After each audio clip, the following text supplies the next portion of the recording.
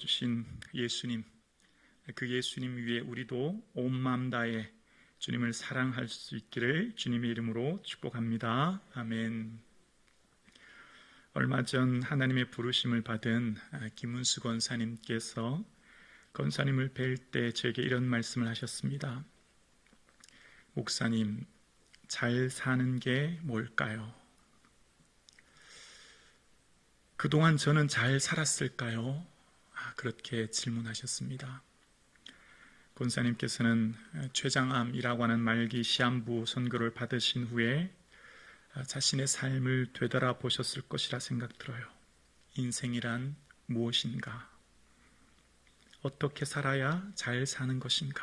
그런 생각을 하셨던 것을 봅니다. 오늘 2부 예배 드리시는 사랑하는 성도님, 잘 사는 게 뭘까요? 어떻게 살아야 잘 사는 걸까요? 여러분 진지하게 한번 생각해 보셨습니까? 너무 무겁고 큰 주제죠. 그런데 삶이 너무나 바쁘고 지쳐서 이런 생각을 아마 해본 적이 잘 없으실 것 같은데요. 오늘 바울이 타고 간 배가 큰 풍랑을 만나요. 저는 말씀을 묵상하면서 하나님 너무하신 것 아닌가? 바울이 그동안 1차, 2차, 3차 열심히 복음을 전했는데 로마 가는 배는 좀 편안하게 가게 하시지 왜 이렇게 큰 풍랑을 만나게 하시나? 이런 생각이 들더라고요. 여러분은 그런 생각 안 드셨습니까? 워낙 우리 성도님은 믿음이 좋으시니까 오늘 본문을 왜 이렇게 길게 우리에게 설명할까요? 왜 어떤 풍랑을 만났는데 어떻게 그 어려움을 거쳐갔는지 의도가 뭘까요? 본문을 우리에게 말씀하시는 의도 말입니다. 오늘 말씀하시는 본문의 의도는 바울이 탄 배를 움직이는 진정한 힘은 무엇인가를 우리에게 질문합니다. 이 바울이 탄 배를 움직이는 진정한 힘이 무엇인가를 질문하고 다시 우리에게 질문하는 거죠. 그렇다면 동시에 너의 인생을 움직이는 진정한 힘은 무엇인가를 질문합니다. 그리고 내 인생을 이끌어가는 진정한 힘, 그 힘에 대한 해답을 오늘 본문이 우리에게 제시하는 거예요. 바울과 바울 일행이 탄 배가 그레데라고 하죠. 그리스에 속한 크레타 섬까지 오기 엄청 힘들고 어려웠습니다. 잠깐 한번 지금까지 온 여정을 보면 파란색에서부터 출발해서 이 빨간색 미항이라고 하는 곳까지를 지난 시간에 살펴보았습니다. 이제 그 미항이라고 하는 곳에 도착해서의 가는 여정에 큰 풍랑을 만나는 사건이 오늘 본문의 사건입니다. 네, 됐습니다. 바울은 그레데 섬 미항까지 오는데 예상 밖에 많은 시간이 흘렀습니다. 자, 그런데 이때 당시의 상황을 설명하기를 금식하는 절기가 이미 지났다라고 오늘 본문이 시작합니다. 금식하는 절기는 대속죄일인데요. 태양력으로 말하면 9월 말에서 10월 초를 말합니다. 그러니까 금식하는 절기가 이미 어떻게 해요? 많이 지났다는 것으로 보아 10월 달 아마 후반부가 되었던 것을 봅니다. 이후에 그레데 섬에서 3개월을 지냈기 때문에 이때 당시 항해 금지 시기가 있었다고 합니다. 11월 중순에서 2월까지는 겨울 바다가 너무 풍랑이 심하기 때문에 웬만한 배들은 항해를 금지한다고 해요. 그러니까 지금 이 바울의 일행과 바울이 함께 탄 배는 항해 금지 시기에 점점 다가가고 있는 겁니다. 그래서 굉장히 위험한 상황까지 가게 됐고 바울이 건면합니다. 여러분, 이번 항해에는 우리 배뿐만 아니라 우리 생명에도 손해가 있을 것 같습니다. 라고 건면하지요. 이번 항해는 그냥 이 그레데 섬에 머물러 겨울을 보낸 것이 좋겠다. 이제 그런 의도로 얘기를 한 거예요. 그랬더니 바울은 말을 듣지 않고 선장과 선주의 말을 듣습니다. 배의 실제적인 주인인 선주, 항해의 전문가인 선장의 말을 듣습니다. 어쩌면 그 말을 듣는 것이 당연하다 생각되지만, 그러니까 항해의 전문가인 선장 말을 듣는 것이 당연하다고 생각이 들지요. 그러나 그 앞구절에 이미 항해 시기가 굉장히 위험하다는 것으로 보아 지금 더 이상 항해하는 것은 상식적으로 어렵다는 것을 전제하고 있는 것을 봅니다. 그러니까 지금 이 배의 모든 결정권을 진 로마 군인 율리오는 선장과 선주의 말을 듣고 항해를 계속하여 이왕 겨울을 날 거면 가장 가까운 미양에서 가장 가까운 그레데 섬에 있는 그래서 가까운 베닉스항까지 가기로 결정합니다. 일반적으로 이 크레타 섬은 제주도의 한 4배 정도 더 넓다고 합니다. 그러니까 굉장히 큰 섬이고 다음 항구까지 가는데 하루 정도 이상이 걸린다고 얘기합니다. 자, 그런데 이 배가 항해하는데 남풍이 순하게 부는 줄 알고 그 뜻을 이룬 줄로 알고 돛을 감아 그레데 해변을 끼고 항해했다, 이 말을 합니다. 자, 여기서부터 자신들이 볼 때 남풍이 불고 계획했던 대로 그냥 계속 가도 되겠다 생각했던 것 같아요. 왜냐하면 바울이 이 뒤에 이 배에 탄 사람들에게 그 그레데를 떠나지 않았다면 좋을 뻔했다라는 말 속에 아마 미양에서 그 다음 항구인 베닉스로 가려고 했는데 바람도 순풍에 불고 좋으니까 그냥 그대로 로마로 가려고 했던 것을 느끼게 됩니다. 자, 그때 예상하지 못하는 문제가 생기죠. 바로 유라굴로라고 하는 큰 광풍을 만나요. 유라굴로는 북동풍이라고 하는 이름이고 광풍이라는 것은 이 회오리 바람이라는 의미가 담겨져 있어요. 그러니까 엄청나게 큰 회오리 광풍을 만난 거예요. 그래서 선주들은 자신들의 전문적인 기술과 경험을 통해서 배를 통제하려고 하지만 마음대로 되지 않습니다. 그래서 떠밀려서 가기 시작하는 거예요. 그래서 거루를 잡아라고 했는데 거루는 돛을 달지 않은 작은 배를 말한다고 해요. 그러니까 그 배를 다시 작은 배를 본 배에 싣고 이 선체 갑판에 올려서 감은 다음에 스리디스에 걸릴까 하여라고 하는데 이것은 모래톱이라고 얘기합니다. 아마 낮은 해안가를 지나가는 것 같아요. 그래서 걸릴까 위험하여서 계속 쫓겨가는 상황을 지금 본문이 설명합니다. 자, 오늘 본문에 아드란무테노라고 하는 배를 이끄는 힘은 뭘까요? 무엇이 지금 이 배를 이끌어가고 있습니까? 이 배를 이끄는 힘은 재물입니다. 돈이요.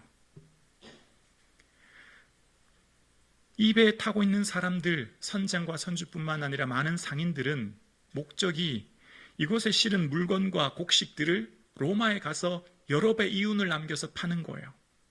그러니까 겨울 전에 가서 물건을 팔아야 이듬해 봄 다시 와서 물건을 파니까 더 많은 이윤을 남길 수 있는 거죠. 이 배를 움직이는 근원적인 힘은 사람들의 욕심에 근거한, 재물에 근거한 욕심, 재물이, 쉽게 말하면 돈이 이 배를 지금 움직이고 있는 거예요. 어쩌면 오늘 이 배는 우리 사회의 단면을 보여준다고 생각합니다. 로마 군인 백부장은 그때 당시 권력자 아닙니까? 로마의 권력을 손에 쥔 최고 권력자인 율리오. 배의 선주는 경제인을 대표하는 것 아닐까요? 그리고 어쩌면 제일 세상에서 멸시받는 죄인까지 그런 부류가 타고 있습니다. 그런데 이 배를 움직이는 근원적인 힘은 지금 재물인 걸 알 수 있게 됩니다. 재물이 지금 이 배를 이끌고 가는 거예요. 재물을 쫓아가는 거죠. 이 배의 목적이. 율리오 또한 로마 백부장으로 호송 업무를 담당합니다. 그 군인들은 목적지까지 어쨌든 빨리 로마까지 죄수들을 호송하면 자기들도 더 편한 거거든요. 그렇게 가는데 풍랑을 만난 거예요. 그래서 뜻대로 되지 않으니까 며칠간 애를 씁니다. 풍랑으로 심히 애쓴다라는 표현이 나옵니다. 이게 원어를 보니까 풍랑이란 말과 애쓰는 단어가 똑같은 단어더라고요. 풍랑 속에서 흔들리다 이런 단어를 썼더라고요. 그러니까 애쓰고 또 애썼는데 자신들이 가진 경험과 기술을 아무리 이용해도 도저히 이 풍랑을 헤쳐나갈 수 없었던 것을 봅니다. 비바람 속에 풍랑의 파도가 배 안에 덮쳐서 배에 물이 차기 시작하고 배가 전복 위기를 당하는 정말 이런 위기를 당합니다. 그러니까 그 이튿날 어떤 결정을 내립니까? 배에서 가장 소중한 자신들이 이 아드란무테노 북아프리카 이집트에 있는 항구에서부터 출발한 이 배가 거기서 물건을 싣고 로마까지 가려고 물건을 팔려고 했는데 그 배에 실은 모든 전 재산, 짐을 다 버리는 거예요. 왜냐하면 풍랑 때문에 목숨이 더 소중하니까요. 지금 이 풍랑에서 다급해서 배에 있는 모든 물건을 포기합니다. 짐을 버린 거예요. 그리고 또 갑니다. 근데 3일째 되는데 풍랑이 멈추지 않는 겁니다. 그래서 이번에는 배 항해를 위해 안전한 도구들마저 다 버리기 시작하는 거예요. 그래도 어떻게 합니까? 풍랑이 멈추지 않는 겁니다. 그래서 사람들이요, 여러 날 동안 해도 별도 보지 못했다 이렇게 표현합니다. 당시 항해술에는 별과 해가 자신들의 위치를 확인할 수 있다고 합니다. 항해의 기본은 태양과 별이라고 하죠. 그러니까 이 배는 지금 어디에 있는지 위치조차 알 수 없을 풍랑 속에서 떠밀려 가기 시작하는 겁니다. 그래서 오랜 항해의 경험 있는 선장과 선원들을 비롯한 많은 사람들이 절망하기 시작하는 거예요. 아, 이제 우리 끝났다. 이제 꼼짝달싹 없이 우리 이제 죽게 생겼다. 공포에 휩쓸리기 시작합니다. 자연재해 앞에 인간의 능력의 무력함, 재물이 그들의 인생을 단 1분도 연장해 줄 수 없음, 한계, 그걸 느끼기 시작한 거죠. 죽음이라고 하는 공포 앞에서 이제 비로소 자신의 삶의 실체를 깨닫게 되는 거예요. 그 인생에 그토록 중요하게 여겼던 재물마저 그들을 건져줄 수 없음을, 로마 군인이라고 하는 그 권력도 그 자연재해 앞에 무력함을 깨닫게 되는 거죠. 그런데 이 큰 풍랑을 어떻게 넘어갑니까? 이 풍랑을 넘어가는 방법이 뭐였습니까? 이 풍랑은 사명을 통해 풍랑이 넘어가는 거예요. 자, 그러니까 다시 오늘 본문 21절에 보면 바울이 일어서서 말합니다. 여러분이여 내 말을 듣고 글에 대해서 떠나지 아니하였으면 이 타격과 손상을 면하였더라면 좋을 뻔했습니다. 여러분 욕심으로 인하여 초래된 이 문제입니다. 그러면서 22절 보면요, 이렇게 시작합니다. 내가 너희를 권하노니 이제는 안심하라. 자, 지금 이 권하노니라는 말은요, 두 번째로 하는 말이에요. 첫 번째 권할 때는 9절에 얘기했죠. 이미 금식절기가 지났기 때문에 이번 항해는 위태로우니까 이곳에 머물렀으면 좋겠다 권했지만 제수 한 명, 늙은 노인 한 명 말 누가 듣겠습니까? 근데 이번엔 달라진 거예요. 처음에 로마 군인 백부장의 그 리더십과 그 권위가 무너지고 모든 초점이 점점 바울에게 옮겨지기 시작합니다. 그리고 이후에 34절에 보면 음식 먹기를 다시 권하거든요. 그때 많은 사람들이 바울의 말을 듣기 시작합니다. 그러니까 지금 이 본문에 점점 등장하는, 중심인물로 등장하는 사람이 누구죠? 바울이 등장하는 겁니다. 그리고 바울의 리더십이 쓰게 되는 거예요. 여러분, 이 배를 움직이게 했던 것이 뭐였다고요? 재물에 대한 욕심, 즉 돈이 이 배를 움직였죠. 그런데 그것은 하나님이 잠시 허용하시는 사건이었어요. 인간의 욕심을 잠시 허용하시는 사건. 그러니까 마치 요셉의 형들이 요셉을 시기하여 요셉이 애굽의 감을 통해 애굽을 총리로 세우시는 것처럼 바로의 마음을 완악하게 하시고 그것을 허용하셔서 하나님의 이름을 드높이신 것처럼 지금 인생들, 선주와 선장들의 그 욕심을 잠시 허용하셨어요. 왜 허용하셨죠? 그 풍랑을 통해 결국은 바울에게 있는 사명이 무엇인지를 보여주시고 이 풍랑을 어떻게 넘어가시는지 보여주시기 위한 하나님의 계획인 거예요. 풍랑은 어떻게 넘는다고요? 사명을 붙잡는 자가 넘어간다는 것입니다. 다시 말하면 이 배를 움직이는 근원적인 힘은 뭐라고요? 사명이라는 거예요. 아드란 무테노라고 하는 이 배를 움직이는 근원적인 힘은 바울 속에 품은 사명이 이 배를 지금 움직이고 있다. 그것을 우리에게 말씀하시는 겁니다. 여러분, 우리 인생의 풍랑을 어떻게 헤쳐나간다고요? 사명 붙들어야 넘어갈 수 있다는 겁니다. 누구나 다 만나는 인생의 크고 작은 풍랑 속에서 그 풍랑을 헤쳐나갈 수 있는 것, 우리 인생을 이끄는 힘은 사명이 될 수 있기를 주님의 이름으로 축원합니다. 매사의 크고 작은 선택의 순간마다 주님 기뻐하시는 것을 선택하는 것, 그 사명의 순간이 이 배를 이끌어가고 있음을 말하는 거예요. 그러니까 최종적으로 바울이 탄 아드란 무테노, 알렉산드리아는 이 배는 근원적으로 사명자가 타고 있기에 그 배를 누가요? 하나님이 이끌어 가시는 거예요. 그 배에 누가 타고 있었어요? 바울이 타고 있기 때문에. 바울 안에는 뭐가 있죠? 로마로 가야 되는 복음이 지금 실려져 있잖아요. 여러분, 우리 인생이 여러분 무엇이 이끌고 있습니까? 여러분 지금 오늘 이 부예배 되시는 사랑하는 성도님, 무엇 위해 그렇게 열심히 일하세요? 무엇 때문에 그렇게 열심히 사세요? 무엇 때문에 눈코 뜰 새 없이 그렇게 힘들게 바쁘게 지금 살아가고 계세요? 그 중심, 그 목적이 주님의 기쁨 되기를 주 이름으로 축원합니다. 인생은 우리의 재물이 우리 인생을 이끄는 게 아니라 사명이 이끌어감을 이 본문을 통해 우리에게 말하는 겁니다. 그리고 그 사명자는 곧 기도자임을 알게 됩니다. 23절에 보면 내가 속한 바 내가 섬기는 하나님의 사자가 어젯밤에 내 곁에 서서라고 이야기합니다. 사도행전을 읽으면 밤이라는 표현이 등장하는 데가 있어요. 드로아, 고린도, 예루살렘, 또 오늘 이 배 안에서 밤이라는 표현이 나오는데요. 밤이라는 표현이 등장하면 항상 하나님이 말씀하시세요. 밤에 주께서 바울 곁에 서서 이런 표현이 늘 등장합니다. 그러니까 밤이라는 표현을 다른 말로 보면 기도하고 있었음을 알게 됩니다. 주님을 바라보고 기도하는 시간. 모든 사람들이 풍랑을 인하여 두려워하고 공포 속에 삶의 모든 의지를 잃어버린 그 순간 바울은 뭐하고 있었다고요? 그 밤에 기도하여 주의 은혜를 찾는 것입니다. 사명자는 기도하는 사람이에요. 풍랑 속에서 주의 은혜를 바라보는 겁니다. 여러분, 지금 우리 인생에 끊임없는 수많은 풍랑들이 닥쳐오지 않습니까? 개인의 풍랑을 이웃이 알 수 없죠. 나만의 각자의 풍랑이 있어요. 나만의 풍랑을 만나서 지금 모두가 다 힘들어하고 어려운 가운데 이 예배 자리에 나왔습니다. 어떻게 넘어갈 수 있을까요? 주님 앞에 나가 엎드리는 거예요. 그리고 주의 은혜를 구하는 겁니다. 그 밤에 주께서 내 곁에 서서 말씀하셨대요. 담대하라고요. 두려워하지 말라고요. 안심하라고요. 기도하는 사람은 주의 음성을 듣게 됩니다. 사명자는 사람의 욕심을 보지 않고 하나님의 말씀을 보게 되지요. 사명자는 사람의 실수를 보지 않고 하나님의 섭리를 봅니다. 기도할 때 주의 은혜를 보게 되는 거예요. 오늘 함께 예배드리시는 사랑하는 성북주한 가족 여러분, 기도의 시간을 조금씩 늘려갔으면 좋겠습니다. 기존에 여러분 기도하시던 분량에서 조금씩 더 늘려가자고요. 조금씩 조금 더 주님을 찾자고요. 내가 있는 삶의 자리에서 있는 그곳에서 꼭 눈을 감지 않더라도 주님을 바라보고 주를 의지하고 나아갈 수 있기를 주의 이름으로 축원합니다.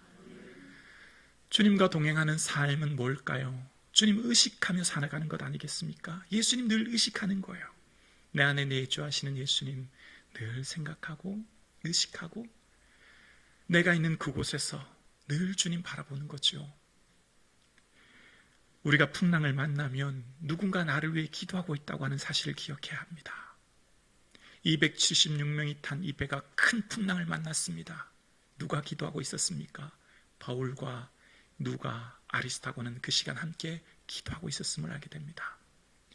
내가 만난 그 풍랑 앞에 누군가 나를 위해 기도하고 있어요. 하나님께서 우리 우편에서 우리를 위해 간구하고 계시고 성령님께서 우리를 위해 말할 수 없는 탄식으로 간구하고 계십니다. 풍랑을 만났습니까? 그러면 지금 나를 위해 기도하고 계신 주를 바라볼 수 있기를 원합니다. 나를 위해 기도하고 계신 누군가를 바라볼 수 있기를 원합니다. 여러분은 결코 혼자가 아닙니다. 기도하고 있는 기도의 동력자들이 있습니다. 최종적으로 알렉산드리아 배를 이끄는 힘은 바울이 품고 있는 사명이었고 그 배는 하나님이 이끌고 계셨음을 알게 되어집니다. 이 풍랑을 헤쳐나가는 근원적인 힘은 사명이었죠. 그래서 주님은 말씀하세요. 두려워하지 말라고요. 내가 가이사 앞에 서게 되고 하나님께서 너와 항해하는 자를 다 내게 주셨다라고 말씀하세요. 바울은 땅끝까지 내 증인되리라 말씀하신 그 땅끝인 로마를 향해 가게 되었고 그 로마를 가는 이 바울의 길에 풍랑을 만났지만 풍랑이 이 배를 어찌할 수 없는 것은 바울 속에 있는 사명 때문이었습니다. 우리 인생에 만나는 어떤 풍랑도 우리를 어찌할 수 없는 것은 우리가 품고 있는 사명 때문에 우리 인생을 어찌할 수 없는 줄로 믿습니다. 여러분에게 끊임없이 닥치는 수많은 풍랑이 무엇이든 간에 여러분을 쓰러뜨리거나 넘어뜨리거나 절망시키거나 불안하게 하지 못할 것은 우리 마음속에 있는 사명, 예수 그리스도와 함께하기에 어떤 풍랑도 우리가 뚫고 나갈 줄로 믿습니다. 왜일까요? 주님이 그 배를 품고 계시거든요. 주님이 우리를 품고 계시거든요. 내 능력, 내 힘이 아니에요. 우린 무지하고 연약하지요. 오직 주님 바라볼 때 주님이 이끄시는 거예요. 가이사 앞에서는 그 사명이 이끄는 겁니다. 오늘 함께 예배드리시는 여러분의 가이사는 어디입니까? 여러분의 로마는 어디입니까? 여러분, 하나님께서 여러분에게 말씀하시는 가이사는 어디이며 무엇입니까? 생각해 보셨나요? 여러분에게 지금 맡기시고 부탁하시고 원하시는 가이사가 누구인가요? 내 가까운 이웃이 될 수 있기를 원합니다. 내 가장 가까이 함께 신앙생활하지 못하는, 함께 주와 함께 예배하지 못하는 그 이웃에게 주의 복음 전할 수 있는, 그가 곧 가이사요 로마임을 기억하며 함께 품고 기도하는 저와 여러분 되기를 주의 이름으로 축원합니다. 예수님 가장 기뻐하실 줄로 믿습니다.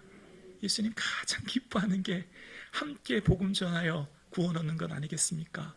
그리고 주님께서는 이 배에 탄 사람들 내가 내게 다 주셨다라고 하는데요, 주셨다는 원어의 뜻은요, 은혜를 베풀다 하는 뜻이에요. 바울아, 내가 타고 있는 배에 너로 인해 그 모든 사람들 내가 은혜를 베풀었다, 그 말씀하시는 거예요. 사명자가 가는 그 길은요, 그를 통해 그 공동체가 살게 된다는 겁니다. 주 예수를 믿으라, 너와 내 집이 구원 얻는 거예요. 믿음은 확장성, 하나님 나라는 겨자씨 같아요. 그러나 새들이 깃들 수 있도록 자라고 성장하는 게 복음이지요. 하나님 나라지요. 여러분, 우리 속에 있는 이 복음은요, 우리 속에 있는 이 사명은요, 나만 살게 하는 게 아니에요. 내가 발디딘 삶의 자리, 그 직장과 학교와 이웃이 나로 통하여 은혜를 받고 살아나는 역사가 있게 되는 줄로 믿습니다. 여러분, 바울의 로마행을 통해서 왜 풍랑을 만나셨는지 이제 하나님의 의도를 알게 됩니다. 바울이 탄 이 배를 움직이는 힘은 재물이 아니었어요. 바울이 탄 이 배의 힘은요, 사명이었습니다. 여러분, 여러분의 사명은 무엇입니까? 사명은요, 크고 위대하고 능력 있는 그런 게 아니라 작고 사소하고 보잘것없는 것, 사명이에요. 사명은 지금 이곳에서 내 삶의 자리에서 이뤄나는 게 사명이에요. 바로 예수님 기뻐하는 일을 선택하며 살아가는 일상이 사명이에요. 여러분, 일상이 사명의 삶이라고요. 눈을 뜨면서 눈을 감을 때까지 살아가는 일상의 모든 순간이 사명의 삶인 거지요. 그래서 살아가는 모든 순간순간마다 지금 여기에서 주님 기뻐하실 게 뭘까를 생각하며 선택하는 그 선택의 순간의 삶을 매 순간마다 살아낼 수 있기를 주의 이름으로 축원합니다. 사명 붙들면 습관이 조금씩 바뀌어지는 거 아시죠? 사소하고 작은 습관이 바뀌기 시작해요. 예를 들면 여러분 주로 유튜브 어떤 거 많이 보세요? 유튜브의 내용이 바뀌기 시작할걸요? TV는 어떤 걸 많이 보세요? TV 채널도 바뀔걸요? 여러분 시간이 어디에 많이 투자하세요? 그러니까 기쁨의 근원이 바뀌기 시작하는 거예요. 재물의 다른 말은 기쁨이잖아요. 재물로 통해서 온갖 모든 기쁨을 누릴 수 있는 것 아닙니까? 그래서 재물 쫓아가는 거잖아요. 근데 사명자로서의 삶을 살면요, 예수 그리스도가 기뻐요. 예수님으로 인하여 자랑이 되고 예수님으로 인하여 만족하는 은혜가 있기를 주 이름으로 축원합니다. 예수님이 너무 좋은 거예요. 예수님 안에 주시는 충만한 은혜를 누리는 거예요. 그래서 지금 여기에서의 삶을 살아내게 되는 거죠. 그러니까 기쁨의 근원적인 이유와 힘이 바뀌어지는 겁니다. 오늘 함께 예배드리시는 여러분, 예수 그리스도의 그 은혜를 맛보아하는 은혜가 있기를 주 이름으로 축원합니다. 예수님이 내게는 너무나 감사하고 기쁘고, 예수님이 내게 자랑이 되고, 예수님이 내게 인생의 목적이 되고, 예수님 때문에 내가 살아갈 수 있는 저와 여러분 되기를 주의 이름으로 축원합니다. 제가 말씀을 준비하면서 한 말씀을 묵상하게 되었는데요, 울며 씨를 뿌리러 나가는 자는 반드시 기쁨으로 그 곡식단을 가지고 돌아오리라 라고 하는 시편 126편 말씀이에요. 저는 지금까지 목회하면서 할 수만 있다면 성도님들에게 부담을 덜 드리려고 무지 노력했어요. 성도님들 예물 안 드리셔도 돼요. 봉사 안 하셔도 돼요. 다 괜찮아요. 왜냐하면 지금 여기 예배 드리시는 분들의 삶의 자리가 너무 힘들다고 하는 것을 저는 잘 알고 있거든요. 정말 치열한 삶의 현장을 살아가고 있지 않습니까? 여러분, 하루하루 살아가는 게, 버티는 게 얼마나 어려운 걸 제가 알고 느끼거든요. 근데 주일날 왔는데 오랜만에 예배 드리는 분들에게 사명을 얘기하고 비전을 얘기하고 또 다른 짐을 지우는 건 굉장히 죄송했거든요. 그런데 여러분, 울면서 봄에 씨를 뿌리지 않으면 가을에 거둘 수 있을까요? 제가 이걸 생각하게 되었어요. 좋은 목사가 뭘까를 다시 생각하게 되었어요. 부담 안 주고 덜 힘들게 하고 어려움 가중시키지 않도록 사명 이야기 덜 하고 여러분에게 비전을 덜 제시하고, 이게 정말 여러분을 위한 것일까? 여러분, 울면서 봄에 씨를 뿌리지 않으면 가을에 거둘 수 없듯이 우리가 이 땅에서 주를 위해 주의 기쁨 위에 살지 않으면 하나님 나라에서 영광을 거둘 수 없지요. 여러분, 오늘 우리의 삶이 힘들고 지치지만 우리의 삶의 모든 선택의 순간이 힘들지만 그럼에도 불구하고 주님의 기쁨을 선택할 수 있기를 주의 이름으로 축원합니다. 울면서 씨를 뿌립시다. 힘들지만 함께 주의 기쁨 위에 나아갑시다. 여러분 삶의 자리가 힘들고 어렵지만 그럼에도 불구하고 주님 기뻐하시는 일이라면 내 삶, 내 시간, 내 물질, 나를 들여 주를 위해 살아갈 수 있는 저와 여러분 되기를 주의 이름으로 축원합니다. 여러분 우리의 삶의 자리가 힘들고 어렵지만 알고 보면 주를 위해 눈물을 뿌리고 씨를 뿌리는 그 순간 그 사명이 나를 풍랑에서 건져주는 거예요. 이것을 깨닫게 되었어요. 여러분 힘들고 어렵다고 내 삶이 나 자신의 유익만 쫓아가는 삶이 아니라 힘들고 어렵지만 주를 위해 드리는 그 시간과 삶의 그 사명이 나를 풍랑에서 건져주는 것이거든요. 여러분 인생에는 두 가지 풍랑이 있다고 생각합니다. 눈으로 보이는 풍랑이죠. 고난이라고 하는 풍랑입니다. 건강, 물질, 관계의 문제라고 하는 풍랑이에요. 견뎌내기가 너무 어렵지요. 그런데 보이는 풍랑은요, 오히려 그 절박함 때문에 주님을 붙들어요. 왜냐하면 주님 없이는 이 풍랑을 이겨나갈 수 없거든요. 그래서 오히려 풍랑이 은혜임을 알게 됩니다. 풍랑이 복이죠. 왜냐하면 하나님을 더 가까이 하거든요. 근데 말씀을 묵상하면서 눈에 보이지 않는 풍랑이 있다는 것을 깨달았습니다. 바로 성공이라는 풍랑이에요. 형통이라는 풍랑이에요.